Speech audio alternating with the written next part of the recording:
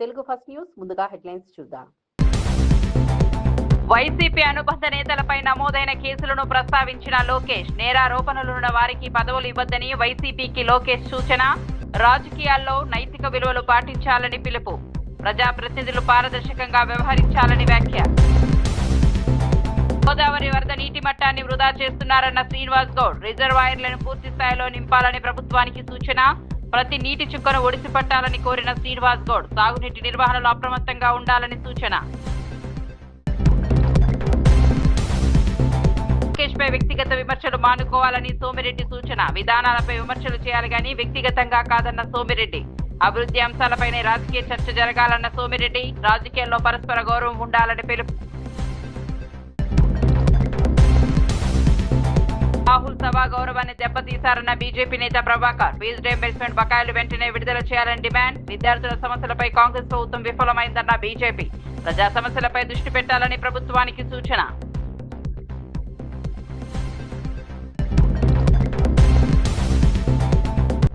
ఉత్తరాంధ్ర అభివృద్ధిపై వైసీపీకి సవాల్ విసిరిన పార్థసారథి. ఋషికొండకి 500 కోట్లకు పైగా ఖర్చు చేశారన్న మంత్రి.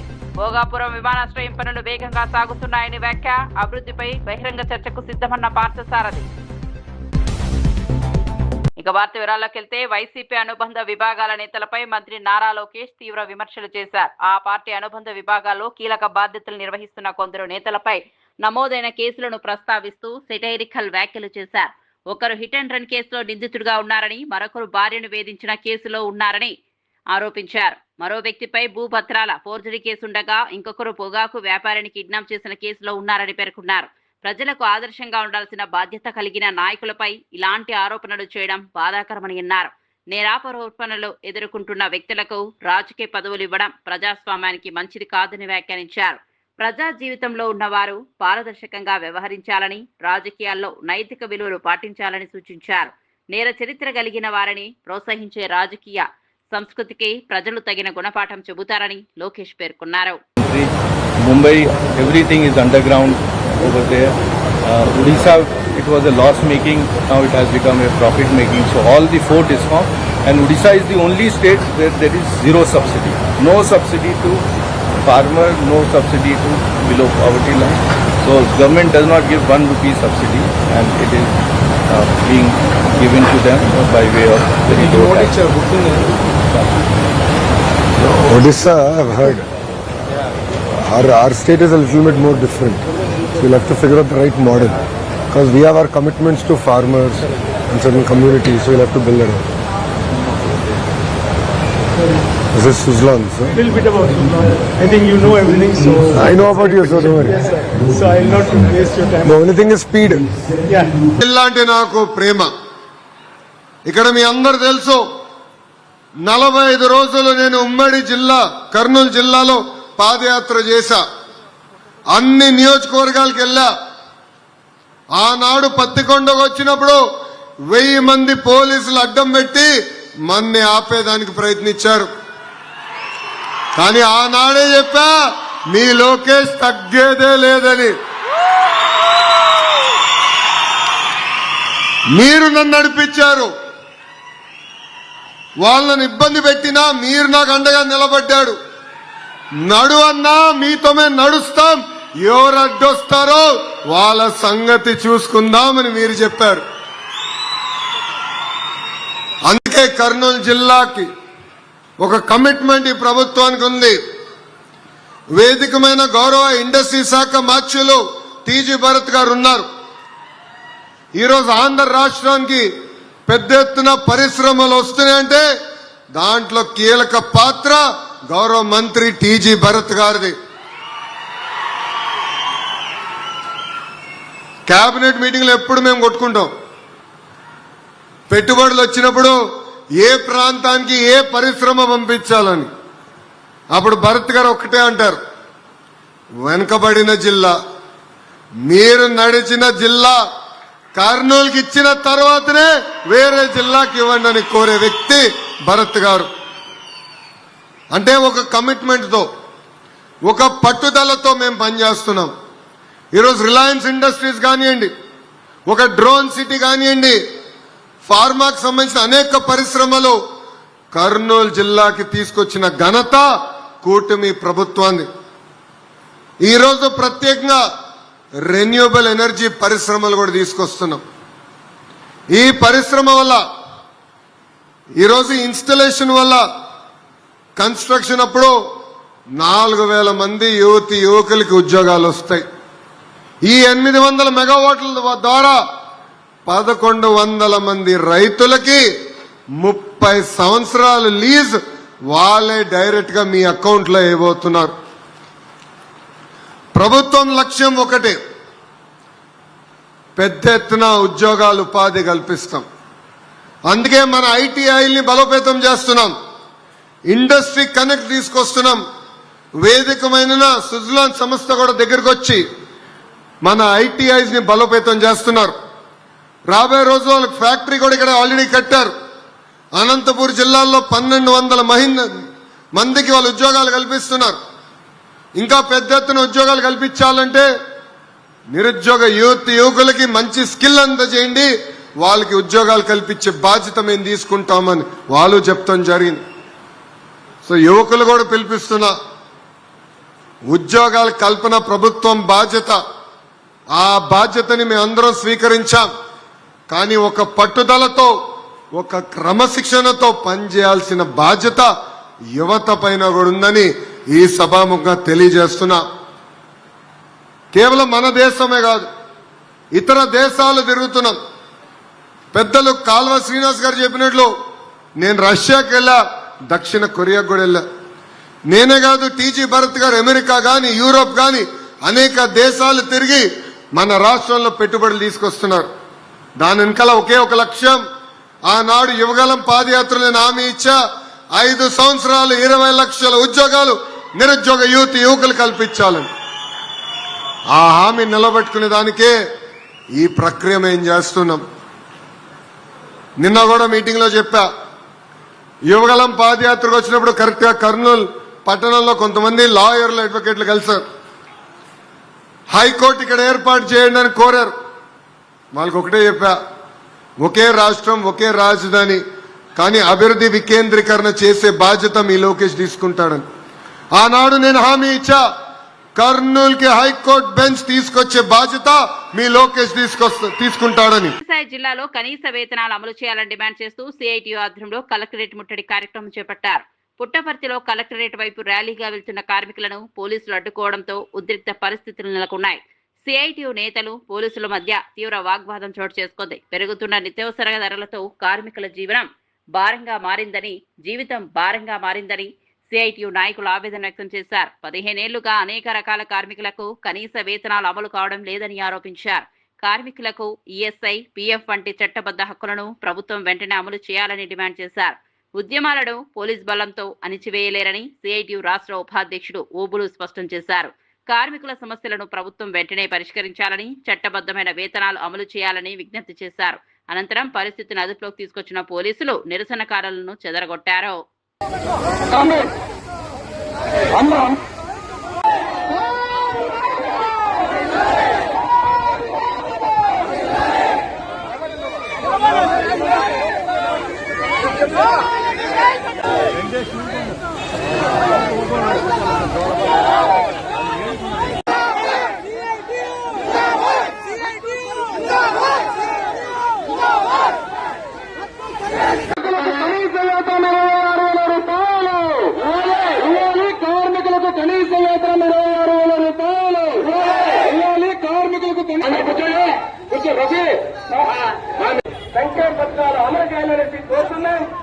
కార్మికులందరికీ కూడా పిఎఫ్ సౌకర్యం, గ్రాట్యుటీ సౌకర్యం అందరికీ ఇవ్వాలని చెప్పేసి ఈరోజు ప్రభుత్వాన్ని డిమాండ్ చేస్తా ఉన్నాం. ప్రతి కార్మికునికి వర్తింపజేయాలని చట్టం ఉంది మిత్రులారా. ఏముంది ఈరోజు కనీస వేతనం మీద రాష్ట్ర వ్యాప్తంగా చేస్తున్నామంటే కనీస వేతన చట్టం ఉంది. ఇప్పటికి ఎన్ని ఏళ్ళైంది పెంచగా, ఎన్ని సంవత్సరాలైంది పెంచగా? 15 సంవత్సరాలు. దయచేసి వినండి, అధికారులకు కూడా చెప్తున్నాం మేము, 15 సంవత్సరాలుగా జీతాలు పెంచలేదు. సత్యసాయిలో 2011 పెంచారు, అప్పటి నుంచి ఇంతవరకు పెంచలేదు. 15 ఏళ్లుగా మున్సిపల్ కార్మికులకు పెంచలేదు, పంచాయతీ కార్మికులు పెంచలేదు, సివిల్ సప్లైస్ కార్మికులకు పెంచలేదు. ఇంకా చాలా మంది స్కూళ్ళలో పనిచేసేటువంటి స్వీపర్లు వాళ్ళ బ్రతుకులు 5,000, 6,000తో జీవితం చేస్తున్నారు. అదేవిధంగా పెండింగ్ లో ఉన్నాయి. ఆ పెండింగ్ లో ఉన్న జీతాలన్నీ ఇవ్వాలని స్కూళ్ళలో పనిచేస్తుంటారు కసుబొచ్చి. మరి ఈరోజు దారుణమైన జీవితాలున్నాయి. ఒక విషయం అందరూ గమనించాలని చెప్తున్నాం. అధికారులు కూడా అదే విజ్ఞప్తి చేయబోతున్నాం. అయ్యా, 15 సంవత్సరాలుగా జీతాలు పెంచలేదు. ప్రతి 5 సంవత్సరాలకు ఒకసారి కనీస వేతనం సలహా బోర్డు ద్వారా వేతనం పెంచాలి. మరి ఇప్పుడు 15 ఏళ్ళు అయింది. ఇప్పుడు మన జీతం 8,000, 9,000, 7,500 దగ్గరే ఉంది. గార్మెంట్స్ లో పనిచేస్తారు, వాళ్ల పరిస్థితి దారుణంగా ఉంది. వారంతా రేపు వస్తారు.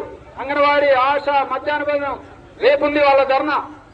ఈ రోజు కొంతమంది కార్మికులకు సంబంధించి గోదావరి, కృష్ణా నదుల్లోని భారీగా వరద నీరు వస్తున్నా ప్రభుత్వం సమర్థంగా వినియోగించడం లేదని మాజీ మంత్రి వి శ్రీనివాస్ గౌడ్ కాంగ్రెస్ ప్రభుత్వంపై విమర్శలు చేశారు. ఎగువ ప్రాంతాల్లో కురుస్తున్న వర్షాలతో జలాశయాలకు భారీగా నీరు చేరుతున్నప్పటికీ రిజర్వాయర్లను నింపే చర్యలు కనిపించడం లేదన్నారు.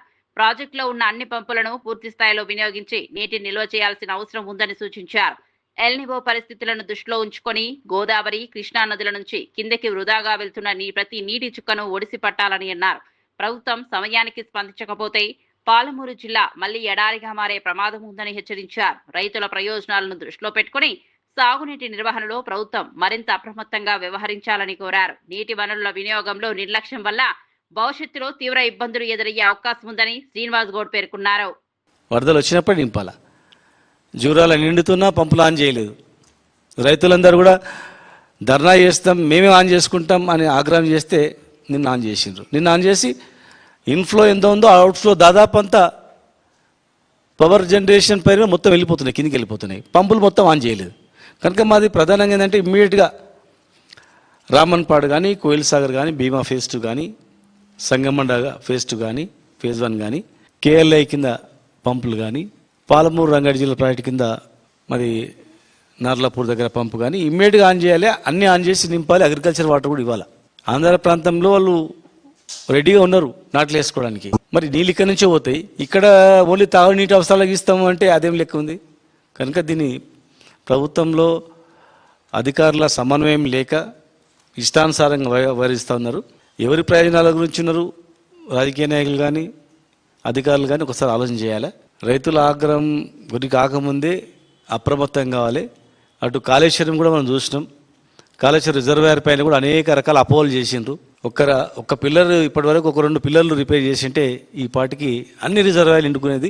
ఎల్లినో వచ్చినా దాని తాత వచ్చినా 2 సంవత్సరాల కరువు వచ్చినా కూడా తెలంగాణకు డోక లేకుండా ఉండాలని దీంతోనే కేసీఆర్ గారు అన్ని రిజర్వాయర్లు, అన్ని పంప్ హౌజులు, అన్ని లిఫ్ట్లు, ప్రపంచంలోనే అతిపెద్ద లిఫ్ట్లు ఇక్కడ ఏర్పాటు చేయడం జరిగింది. కేవలం కేసీఆర్ గారి మీద కోపంతోనే పార్టీని బదనాం చేయాలని చెప్పి పబ్బం గడిపిండ్రు. మళ్ళీ ఇలా కేసీఆర్ గారు చెప్పినటువంటి ఆయన కట్టినటువంటి కాళేశ్వరం దిక్కైపోయింది. కనుక దాన్ని ఇమ్మీడియట్గా అన్ని పంపులు గోదావరి పైన కానీ కృష్ణా పైన అన్ని పంపులు కూడా ఆన్ చేయాలి. కాంగ్రెస్ సీనియర్ నాయకుడు జగ్గారెడ్డి చేసిన వ్యాఖ్యలు రాష్ట్ర రాజకీయాల్లో చర్చనీయాంశంగా మారాయి. తనకు ఎవరి మీదైనా అసంతృప్తి లేదా కోపం వచ్చినా బహిరంగంగా మాట్లాడకుండా నేరుగా ఢిల్లీకి వెళ్లి రాహుల్ గాంధీకే చెబుతారని స్పష్టం చేశారు. 3.5 ఏళ్ల క్రితం రాహుల్ గాంధీకి ఇచ్చిన మాట కారణంగానే పార్టీ అంతర్గత వ్యవహారాలను ఎప్పుడూ బయట మాట్లాడలేదని తెలిపారు. కాంగ్రెస్ పార్టీ బలోపేతం కావాలన్న ఉద్దేశంతోనే క్రమశిక్షణ పాటిస్తున్నామని అన్నారు. अगर आपको किसी के ऊपर गुस्सा आए तो कांग्रेस पार्टी में నీకు కాంగ్రెస్ పార్టీలో ఎవరి మీద కోపం వస్తే బయట తిట్టకు, నువ్వు ఢిల్లీకి రా, నాకు వచ్చి నా ముందు తిట్టు అని చెప్పిండు ఆయన. నిజంగా ఇది అబద్ధం కాదు. పక్కకు మాణిక్ ఠాకూర్ ఉన్నాడు. अगर आपको गुस्सा है तो अगर राहुल गांधी मर्चिपोयाరు, राहुल जी भी भूल गए होंगे. राहुल जी बोले भाई आपको अगर किसी के ऊपर गुस्सा है तो सीधा दिल्ली आओ, मैं अपार्टमेंट देता हूँ, मेरे सामने आके वो तुम्हारा गुस्सा क्या बोलना चाह मेरे सामने बोलो, मगर मीडिया के सामने मत बोलो అన్నాడు ఆయన. మీడియా ముందు అనకు, కోపం వస్తే నువ్వు నా దగ్గరికి రా, నా ముందు ఏమంటావాను నువ్వు అని. అందుకే నేను చెప్పాలనుకున్నా ఏదన్నా, అందుకే ఆ 3.5 ఏళ్ల నుంచి ఇప్పటి వరకు నేను బయట రాహుల్ గాంధీ అన్న మాటకు నేను ఇచ్చిన మాట కట్టుబడి నేను ఇప్పటిదాకా ఎవరి విషయాలు కానీ ఏ విషయాలు కానీ బయట కూడా మాట్లాడతలేను. ఈ జూలైలో మాట్లాడుతున్నా కాబట్టి ఈ వివరణ ఇచ్చిన నీకు. అరే జగ్గారెడ్డి మాట ఏదో చెప్తాన్నాడు 30 తారీఖు లోపల, మరి ఏం చెప్తలేడు, మాట తప్పిండా? నేను మర్చిపోతే మీరు యాడ్ చేసారు. ఓకే, మీడియా గుడ్ యాక్టివ్ ఉన్నది, యాడ్ చేసారు. సర్వేపల్లి ఎమ్మెల్యే సోమిరెడ్డి చంద్రమోహన్ రెడ్డి మాజీ మంత్రి కాకాని గోవర్ధన్ రెడ్డి వ్యాఖ్యలపై తీవ్రంగా స్పందించారు. మంత్రి నారా లోకేష్ పై వ్యక్తిగత విమర్శలు చేయడం సరికాదని హితవు పలికారు. లోకేష్ ఉన్నత విద్యను అభ్యసించి ఐటీ రంగంలో ప్రత్యేక గుర్తింపు తెచ్చుకున్న నాయకుడిని పేర్కొన్నారు. రాజకీయాల్లో విధానాలపై విమర్శలు చేయవచ్చని, కానీ వ్యక్తిగత దూషణలు ప్రజాస్వామ్యానికి మంచిది కాదన్నారు. ప్రజా సమస్యలపై చర్చించకుండా వ్యక్తిగత వ్యాఖ్యలు చేయడం వల్ల రాజకీయాల స్థాయి దిగజారుతుందని అభిప్రాయపడ్డారు. రాష్ట్ర అభివృద్ధి, యువతకు ఉపాధి పెట్టుబడులపై చర్చించాల్సిన సమయంలో వ్యక్తిగత ఆరోపణలు చేయడం దురదృష్టకరమన్నారు. రాజకీయాల్లో పరస్పర గౌరవం ఉండాలని, ప్రజలు కూడా హుందా రాజకీయాలనే కోరుకుంటున్నారని చెప్పారు. విమర్శల వాస్తవాల ఆధారంగా ఉండాలని, వ్యక్తిగత స్థాయికి దిగజారడం మానుకోవాలని సోమిరెడ్డి సూచించారు. ఆయన బతుకేంటో చింతామణిలో అడిగితే చెప్తారు, తోడేరులో అడిగితే చెప్తారు. లోకేష్ బాబుని నీ బతుక్కి అని మాట్లాడతావా? కొవ్వు ఎక్కువైపోయింది. తిని తిని తిని ఊళ్ళోళ్ళు డబ్బు, పేదోళ్ళ డబ్బు తిని. లోక్సభలో ప్రతిపక్ష నాయకుడు రాహుల్ గాంధీ వ్యవహార శైలిపై బీజేపీ నేత ఎన్వీఎస్ ప్రభాకర్ తీవ్ర విమర్శలు చేశారు. పార్లమెంట్ నిబంధనలకు విరుద్ధంగా మాట్లాడడం ద్వారా సభా గౌరవాన్ని దెబ్బతీసేలా వ్యవహరించారని ఆరోపించారు. దేశ అత్యున్నత ప్రజాస్వామ్య వేదికలో బాధ్యతాయుతంగా ప్రవర్తించాల్సిన నాయకుడు అనుచిత వ్యాఖ్యలు చేయడం సరైంది కాదన్నారు. ఇదే సమయంలో తెలంగాణలో ఫీజు రీయింబర్స్మెంట్ నిధులు విడుదల కాకపోవడంతో లక్షలాది మంది విద్యార్థులు ఇబ్బందులు పడుతున్నారని పేర్కొన్నారు. కాంగ్రెస్ ప్రభుత్వం విద్యార్థుల సమస్యలను పరిష్కరించడంలో పూర్తిగా విఫలమైందని విమర్శించారు. ఫీజులు చెల్లించలేక విద్యార్థులు సర్టిఫికెట్లు పొందలేని పరిస్థితి నెలకొన్నా ప్రభుత్వం స్పందించడం లేదన్నారు. విద్యార్థుల భవిష్యత్తుతో ఆటలాడకుండా వెంటనే పెండింగ్ బకాయిలను విడుదల చేయాలని డిమాండ్ చేశారు. ప్రజా సమస్యల పరిష్కారంపై దృష్టి పెట్టకుండా కాంగ్రెస్ ప్రభుత్వం రాజకీయాలకే పరిమితమైందని ప్రభాకర్ ఆరోపించారు. ఒక కోర్టులో బయటపడ్డటువంటి ఒక వ్యక్తి రాహుల్ గాంధీ అన్నటువంటి విషయాన్ని నేను మీకు ఈ సందర్భంగా పేర్కొంటా ఉన్నా. మరొక కేసులో మాట్లాడినటువంటి మాట, ప్రస్తావించినటువంటి విషయం పైన పరువు నష్టం దావాల్లో తీర్పు వచ్చి తన సీటునే కోల్పోయేటువంటి ఒక పరిస్థితి, దుస్థితి దాపరించేటువంటి విధంగా ఆయన వ్యవహారం కొనసాగుతుందంటే ఈయన ఈ దేశానికి సంబంధించినటువంటి నాయకుడు అని చెప్పని ప్రజలు అందరూ కూడా భావిస్తూ ఉన్నారు, ఆలోచిస్తూ ఉన్నారు.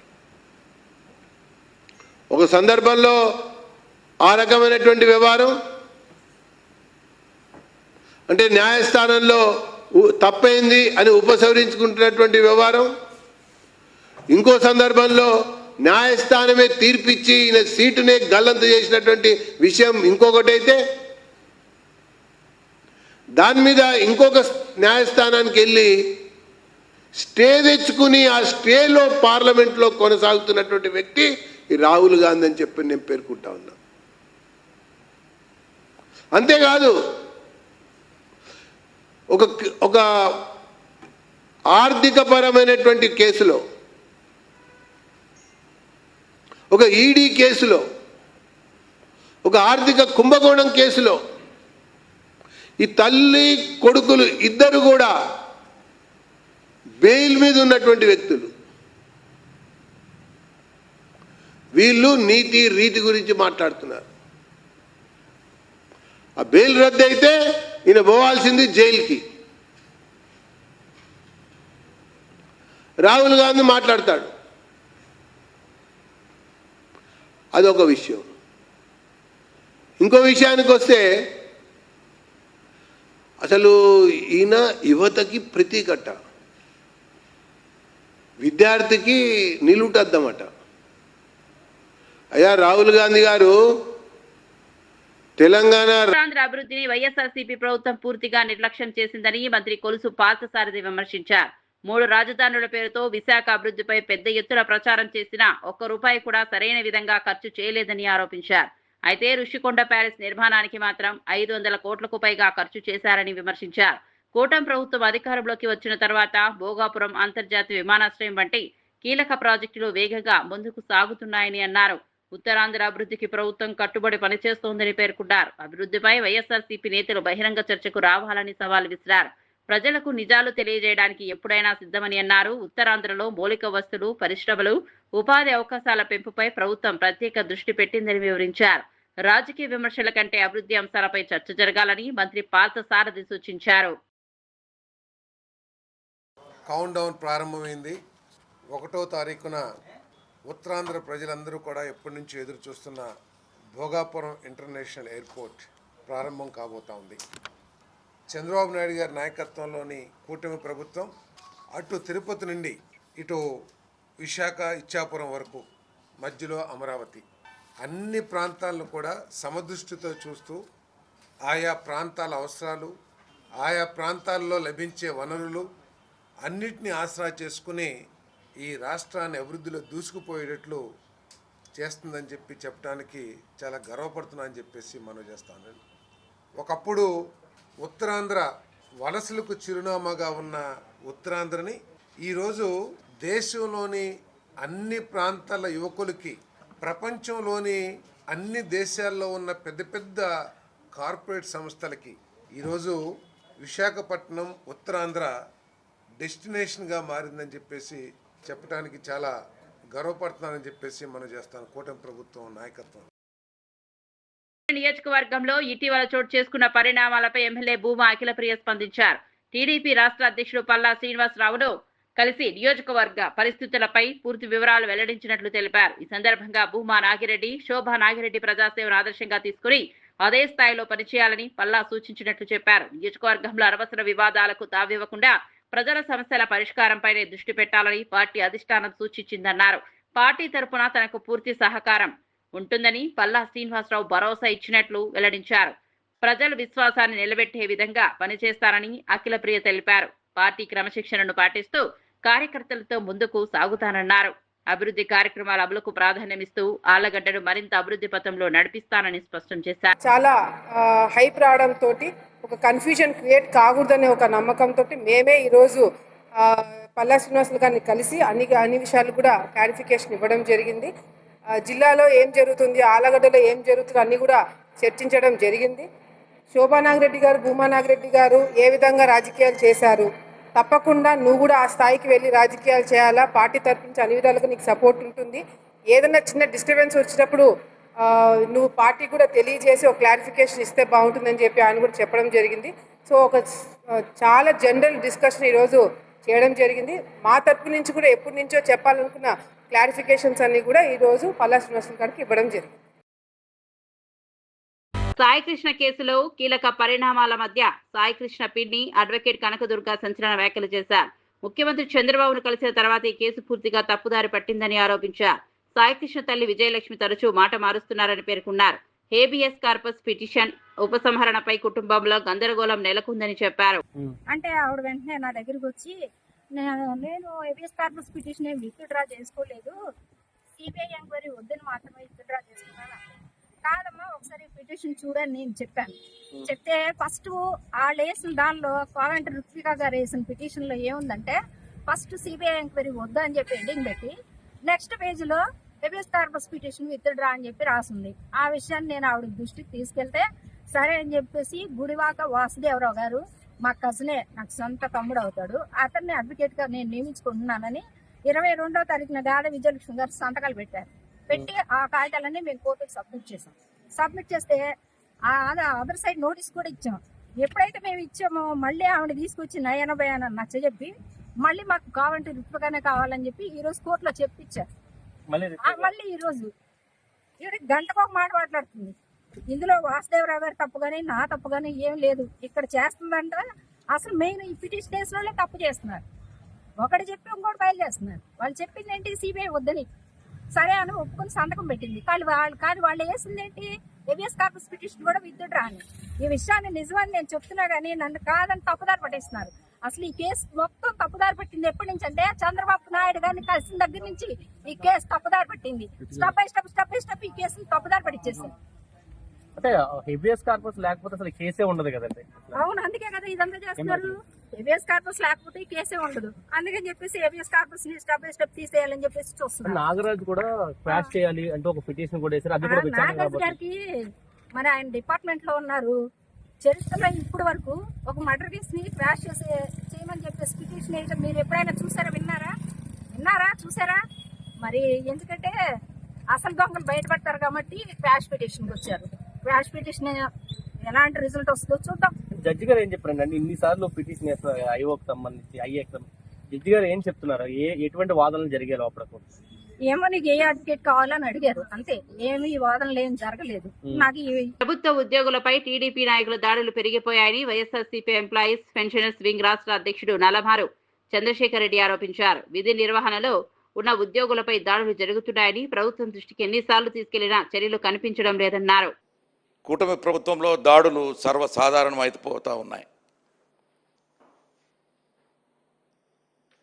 ఆ విధంగానే నిన్నటికి నిన్న చిత్తూరు జిల్లా రొంపిచెర్ల మండలంలో మోటుమల్లెల అనేటువంటి గ్రామ విఆర్ఓ మీద అక్కడ బెస్తపల్లె అనేటువంటి విలేజ్కి చెందిన ఒక టీడీపీ నాయకుడు దాడి చేయడాన్ని YSRCP employees and pensioners wing తరఫు నుంచి మేము తీవ్రంగా ఖండిస్తూ ఉన్నాం. మరి నిన్న జరిగినటువంటి ఆ యొక్క పర్టికులర్లీ ఆ తహసీల్దార్ ఆఫీసులో, రొంపిచెర్ల తహసీల్దార్ ఆఫీసులో గ్రామ పంచాయతీల భూములకు సంబంధించినటువంటి రీసర్వేకి సంబంధించి మరి కొంతమంది రైతులు అక్కడ ఆ రికార్డులు ఏదైతే వాళ్ళ దగ్గర ఉంటాయో భూమి రికార్డులు తీసుకొచ్చి ఆ తహసీల్దార్ ఆఫీసులో ఉన్నటువంటి ఆ విఆర్ఓ. వైఎస్ఆర్సీపీ రాష్ట్ర అధికార ప్రతినిధి నాగమల్లీశ్వరి కూటమి ప్రభుత్వంపై తీవ్ర విమర్శలు చేశారు. ముఖ్యమంత్రి చంద్రబాబు పర్యటనలకు ప్రజలు రారని భావించి అదేవిధంగా వైఎస్ జగన్ పర్యటనకు కూడా ప్రజలు వెళ్లకుండా ఆంక్షలు విధించడం సరికాదని ప్రశ్నించారు. జగన్ ప్రజల నాయకులని, ఆయన పర్యటనలకు స్వచ్ఛందంగా భారీ సంఖ్యలో ప్రజలు వస్తారని అన్నారు. పర్యటనకు హాజరైతే కేసులు నమోదు చేస్తామని ప్రజలను బెదిరించడం ప్రజాస్వామ్యానికి విరుద్ధమని విమర్శించారు. ప్రజలకు తమకు నచ్చిన నాయకుని కలిసే హక్కు ఉందని పేర్కొన్నారు. రాజకీయ సభలకు వెళ్లే స్వేచ్ఛను అడ్డుకోవడం రాజ్యాంగ విరుద్ధమని ఆరోపించారు. భయపెట్టి ప్రజలు నిలువరించే ప్రయత్నాలు మానుకోవాలని ప్రభుత్వాన్ని కోరారు. శాంతియుతంగా జరిగే రాజకీయ కార్యక్రమాలకు అనవసర ఆంక్షలు విధించకుండా ప్రజాస్వామ్య విలువలను గౌరవించాలని నాగమల్లీశ్వరి సూచించారు.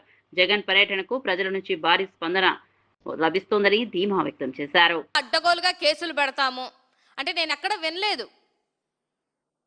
ఇవాళ ఒక అన్యాయం జరిగినప్పుడు అన్యాయాన్ని ప్రశ్నించడానికి వెళ్ళేటప్పుడు అది డెఫినెట్గా జనరల్గా హక్కు కదా, అది ప్రాథమిక హక్కు కదా. అంటే మమ్మల్ని ఎవరు ప్రశ్నించకూడదు, మీ వాయిస్ వినిపించకూడదు అంటే మీరు ఎందుకు ఇంత బాధపడుతున్నారన్న విషయం నాకు అర్థం కావట్లా. ఏంటంటే జగన్మోహన్ రెడ్డి గారు వచ్చారు అని అంటే డెఫినెట్గా ఈ 2 సంవత్సరాలు అబ్జర్వ్ చేసుకుంటే ఆయనతో జనాలు ఉంటారు. ఆయన జనాల మనిషి కాడు జనాలు లేకుండా ఏ విధంగా ఉంటారు నాకు అర్థం అవ్వట్లేదు. మీకా జనాలు రారు, మీకు జనాలు రాలేదని జగన్మోహన్ రెడ్డి గారి దగ్గరికి కూడా ఎవరు వెళ్ళకూడదు, వెళ్తే కేసులు పెడతాం, బారిగేట్లు పెడతాం, ఇనుప కంచెలేస్తాము, పోలీసులను పెడతామని అడ్డగోలుగా మీరు నీచ రాజకీయాలు చేస్తుంటే ఇదంతా రాష్ట్రంలో ఉన్నటువంటి ప్రజలు గమనించరా? అంటే పోటెత్తి వచ్చినటువంటి ఉత్తరాంధ్ర జనాన్ని చూడలేక మీకు కడుపు మంట అయిపోయింది. ఇంకా ఈనో ప్యాకెట్లు ఏమన్నా ఉంటే తాగండి కూర్చొని, స్క్రీన్ల మీద ఎలాగో చూస్తూ ఉంటారు. మాకంటే ముందు ఛానళ్ళన్నీ పెట్టుకొని చూస్తుంటారు. జగన్మోహన్ రెడ్డి గారు ఎప్పుడు దిగారు, ఎలా వెళ్తున్నారు, ఎంతమంది జనాలు వచ్చారు, ఎందుకంటే మీకు ఇంటెలిజెన్స్ రిపోర్ట్ వచ్చేస్తుంది, ఆ విషయం మీకు కూడా తెలుసు. అందుకని ఈ దారిలో వెళ్ళండి, ఈ దారిలో వెళ్ళండి, ఆ దారిలో వెళ్ళొద్దు. మీరెవరండి చెప్పడానికి? జగన్మోహన్ రెడ్డి గారు ఏ దారిలో వెళ్ళాలి, ఎలా వెళ్ళాలి, ఎంతమందితో వెళ్ళాలి, ఎంతమందితో వెళ్ళకూడదు అని చెప్పేటువంటి హక్కు మీకేముందని అని అడుగుతున్నాను నేను. ఇన్ని నీతి మాటలు మాట్లాడతారు, ఇన్ని ఆంక్షలు పెడతారు, కానీ చంద్రబాబు నాయుడు గారికి కానీ హోంమంత్రి అనిత గారికి కానీ ఒక ఎక్స్ సీఎం వెళ్తున్నప్పుడు Z+ కేటగిరీ ఇద్దామన్న ధ్యాస ఉండదు మళ్ళీ మీకు. ఎంతమందిని ఇస్తున్నారు జగన్మోహన్ రెడ్డి గారికి? మీ ఇంటెలిజెన్స్ రిపోర్ట్ పనిచేయట్లేదా అనితా గారు? జనసంద్రం జగన్మోహన్ రెడ్డి గారికి వస్తుందన్న విషయం మీకు తెలుసు కదా, మరి మీ ఇంటెలిజెన్స్ ఎందుకు పనిచేయట్లేదు అని కూడా ఒకసారి ఆలోచించాలి కదా. అంటే మీ నాయకుడికి ఒక న్యాయం, మా నాయకుడికి ఒక న్యాయమా? అరే ఎంత దారుణంగా ఉందంటే మహిళల్ని కూడా చూడకుండా ఇబ్బంది పడతారు. మహిళా అభిమానులు ఆయనకి చాలా మంది ఉంటారు, చాలా మంది అక్క చెల్లెమ్మలు వస్తారు, వాళ్ళ మీద కూడా కేసులు పెడతారా? ఎక్కడ పడితే అక్కడ నిర్బంధిస్తూ వస్తూనే ఉన్నారు పొద్దున్నుంచి. ఎప్పుడు వైసీపీ అనుబంధ నేతలపై నమోదైన కేసులను ప్రస్తావించిన లోకేష్, నేరారోపణలున్న వారికి పదవులు ఇవ్వద్దని వైసీపీకి లోకేష్ సూచన. రాజకీయాల్లో నైతిక విలువలు పాటించాలని పిలుపు. ప్రజాప్రతినిధులు పారదర్శకంగా వ్యవహరించాలని వ్యాఖ్య. గోదావరి వరద నీటి మట్టాన్ని వృధా చేస్తున్నారన్న శ్రీనివాస్ గౌడ్, రిజర్వాయర్లను పూర్తి స్థాయిలో నింపాలని ప్రభుత్వానికి సూచన. ప్రతి నీటి చుక్కను ఒడిసి పట్టాలని కోరిన శ్రీనివాస్ గౌడ్, సాగునీటి నిర్వహణలో అప్రమత్తంగా ఉండాలని సూచన. లోకేష్ పై వ్యక్తిగత విమర్శలు మానుకోవాలని సోమిరెడ్డి సూచన. విధానాలపై విమర్శలు చేయాలి గాని వ్యక్తిగతంగా కాదన్న సోమిరెడ్డి. అభివృద్ధి అంశాలపైనే రాజకీయ చర్చ జరగాలన్న సోమిరెడ్డి, రాజకీయాల్లో పరస్పర గౌరవం ఉండాలని పిలుపు. రాహుల్ సభా గౌరవాన్ని దెబ్బతీశారన్న బీజేపీ నేత ప్రభాకర్, ఫీజు రీయింబర్స్మెంట్ బకాయిలు వెంటనే విడుదల చేయాలని డిమాండ్. విద్యార్థుల సమస్యలపై కాంగ్రెస్ ప్రభుత్వం విఫలమైందన్న బీజేపీ, ప్రజా సమస్యలపై దృష్టి పెట్టాలని ప్రభుత్వానికి సూచన.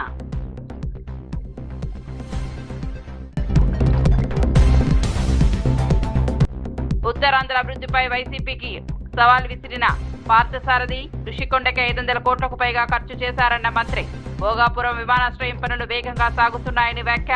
అభివృద్ధిపై బహిరంగ చర్చకు సిద్ధమన్న పార్థసారథి.